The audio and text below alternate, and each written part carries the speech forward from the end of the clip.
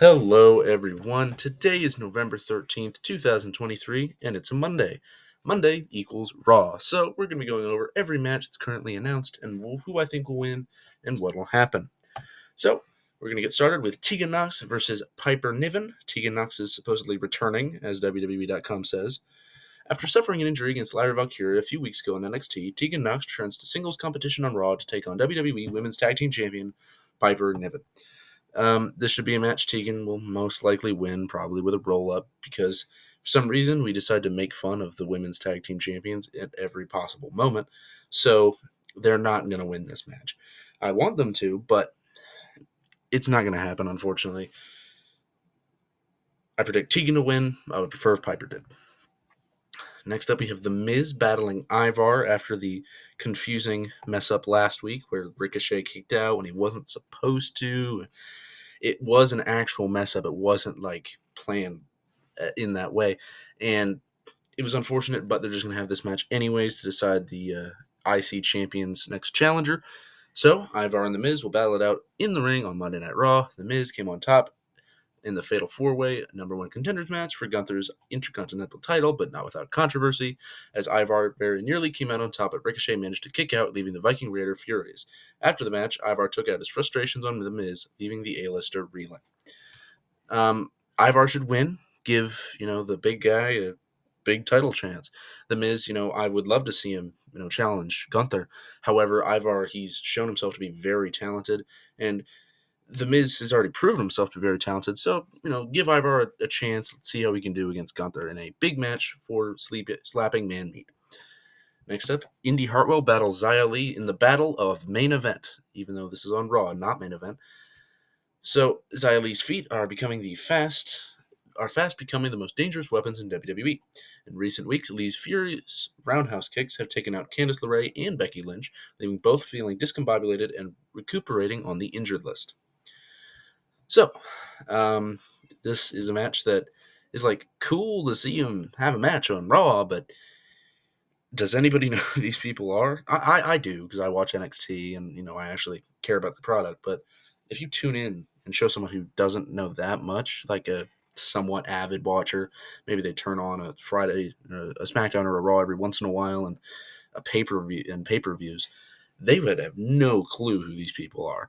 But I appreciate them giving him a chance. I think Xia Li's streak of knocking people out will probably continue here. She'll probably get the win because they're doing her, I'm going to challenge for the NXT title thing. Annoying that it's going to have to put down Indy, but nonetheless, going to be a cool win for Xia. Otis takes on Shinsuke Nakamura. That's going to be an interesting match with a really big man and a pretty thin man.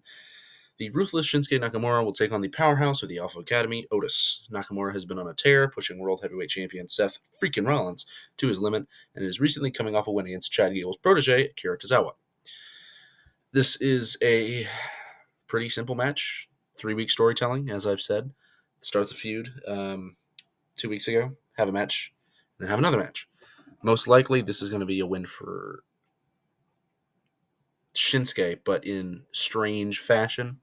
They've been kind of putting Alpha Academy down a little bit lately, which is unfortunate, yes, and I don't want that to be happening.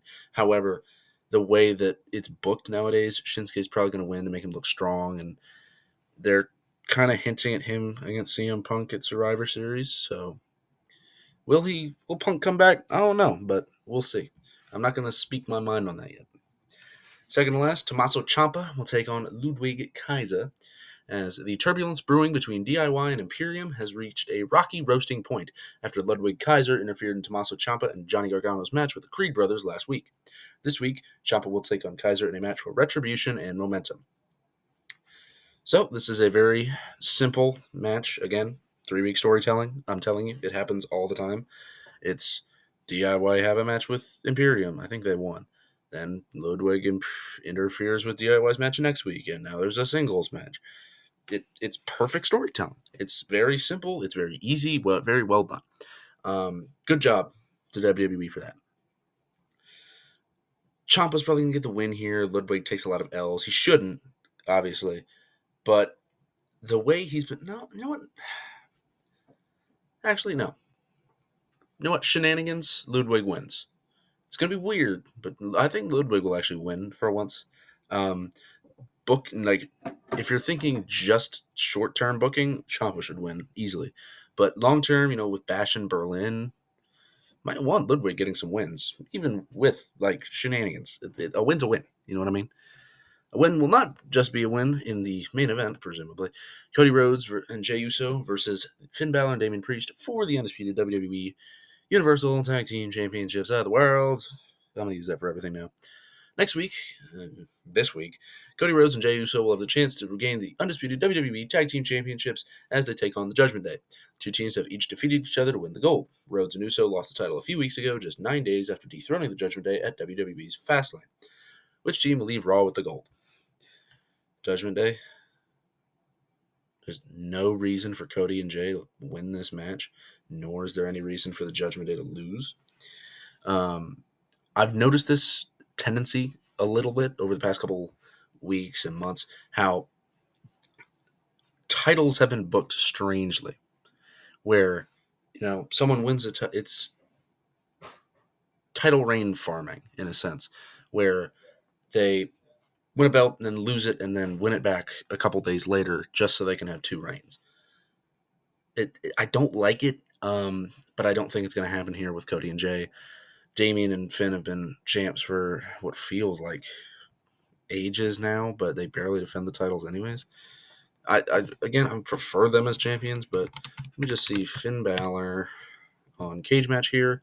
I use this for basically everything in my videos, so you guys should use it too if you ever need wrestling information. So we're going to be looking at a tag team match on a broadcasted show. Tag team submit. Let's see. Since winning the titles on TV, he has defended it once. It wasn't even in a tag title match, but no, he hasn't defended it once since mid-October, which is when they won it back.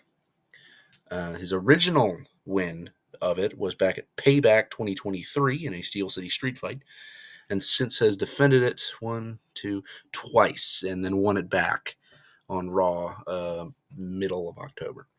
It's been a weird run. They've not really done a lot, which is a little weird. Like, certain things just haven't happened. Constant defenses, which, isn't necessarily needed, but would be nice. I predict Finn and Damian to win the match and retain their titles.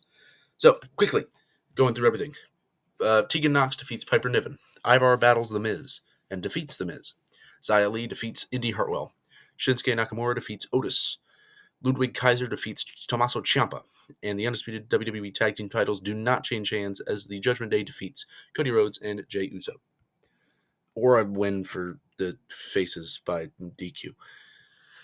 That's it. What do you think of Raw? Oh, right. The special part about Raw. I'm going to it. I'm actually going to be going to this Raw. I'm going to be seeing it live from Washington, D.C., which is near the area where I live. So I'm going to be able to watch all of this live in person and some dark matches and the main event that they record before Raw starts. So I might be able to see some NXT guys. Follow people like Wes Lee, Cedric Alexander. I don't know, but it's going to happen. All right, everybody. Make sure to tune into Raw tonight at 8 p.m. Eastern, 7 p.m. Central, 6 p.m. Midwestern, Mountain, and 5 p.m. Western, or whatever it is, Pacific. Have a good day, good evening, good night, good morning, good dawn, good dusk, good whatever. Have a fun time watching Raw and any other WWE shows in the future, or the past, if you're somehow time traveling, and goodbye.